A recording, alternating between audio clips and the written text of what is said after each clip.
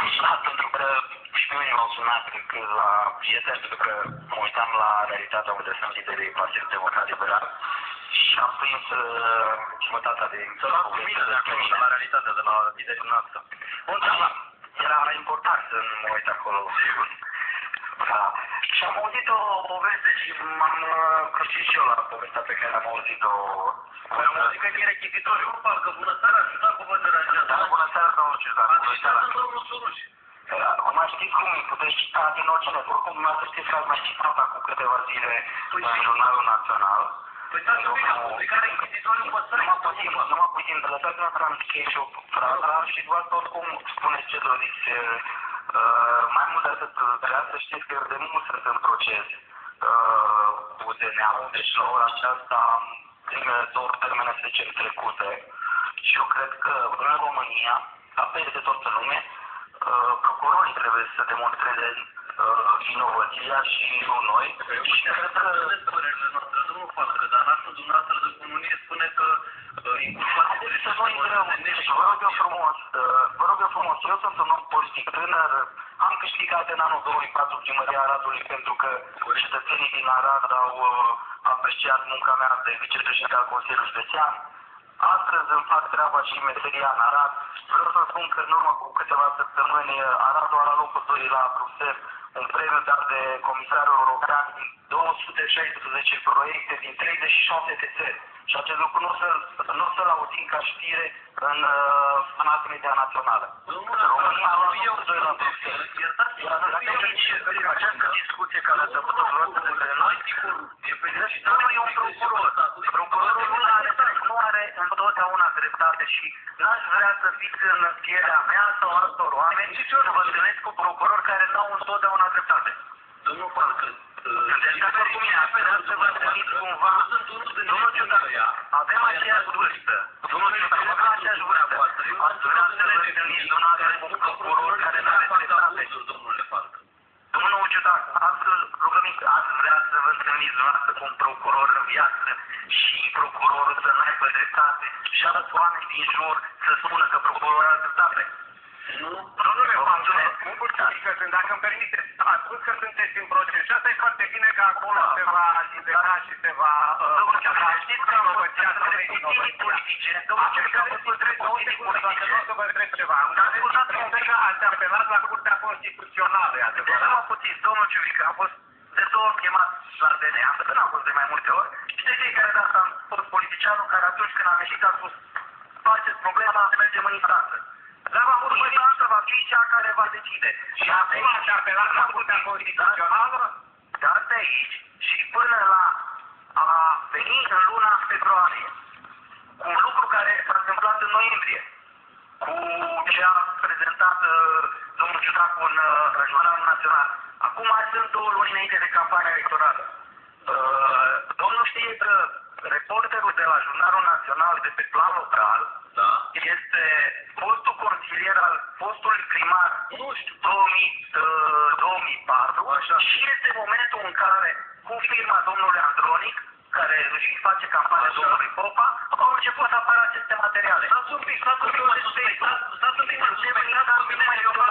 politice cu Andronic? Ascultați-mi un pic, fostul primar are campania împreună cu domnul Andronic. Să fie iubiți și toți, mai departe. Dar omul noastră, domnule Falcă, un domnul dumneavoastră este tare să se bată pentru nevinovăția dumneavoastră. Eu am legătură de nevinovăția. De nevinovat ca toți până la o hotărâre judecătorească de vinovăție. Vă mulțumesc pentru fața aceasta. Proces de intenție că ziarele portocalii au făcut DNA-ul instanța supremă în țara asta, domnul Falcă. Domnul, eu sunt la Arad și n-am ziare portocalii. Deci le aveți pe astea pe la București, care nu fac mari. Pe mine nu mă face ziarul mare, pe mine dacă mă face mare munca mea și votul cetățenilor din Arad. Vă rog eu mult de tot, nu m-ar pătrați pe mine de nemerniciile pe care le fac confrații mei de breață, da? Nu, dar să știți că e o surpriză pentru mulți ca în luna februarie să discutăm de subiectul din luna noiembrie. Atunci am făcut eu rost de rechizitoriu și vă dau o veste proastă, nu de la Dan Andronic. Nu am zis de la Dan Andronic.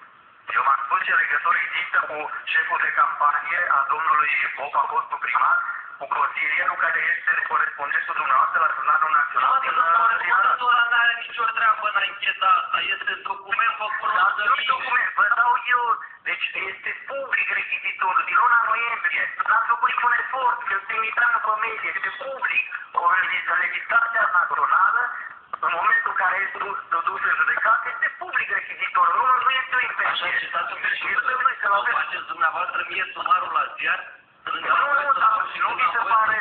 Nu vi se pare utilizător ca în luna februarie să discutăm de cea de noiembrie și măcar să mă fi întrebat. Nu se pare utilizător pentru că atâta vreme cât dumneavoastră sunteți unicul lider PD cu nume care este trimis în judecată să te rea, este normal să se întrebe lumea ce a făcut unicul lider al PD. Eu vreau să vă spun că nu mă consider în primul rând un lider al PD. Eu vă mulțumesc că dumneavoastră mă considerați. Eu mă consider primarul Aradului și le mulțumesc cetățenilor pentru sprijinul care mi-au acordat în 2004 și eu sunt sigur că... Domnul Falcă, haideți că mai avem puțin timp să terminăm emisiunea. Există un ziar, Glasul la Arad. Da. Îl controlați? Nu. Nu. Așa aveam o informație și am vrut să vă întreb.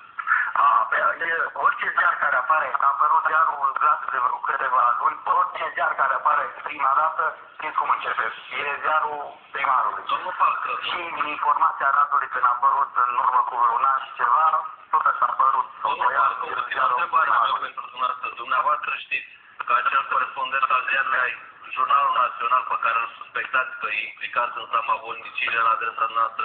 I-au fost oprit de 2 mașini în parcare după ce au apărut materialele despre noastră? Că știu și am și vorbit cu el, că mă înțeles foarte bine cu Andru, cu corespondentul. Deci eu nu spun asta, eu spun doar lucru la nivel de ierarhie și la nivel de informație. Cred că era normal, măcar dacă tot discutați de un lucru din noiembrie, februarie, pot declara și să vă spun și eu părerea despre ceea ce se întâmplă. Haideți că constat că avem aceeași părere. Ce se zice că vorbesc despre dosarul flot al domnului Băsescu, care are vreo 15 ani.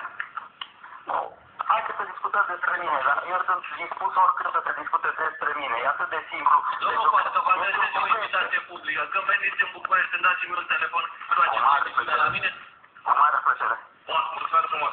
Și eu vă mulțumesc. Invitat cu emisiunea. E regulă, că e minunat, de fapt. Domnul Cristian Băureanu, o să venit într-o emisiune, ne-a spus că face business de mulți ani de zile și vreau să demonstreze lucrul ăsta. Suntem pe final.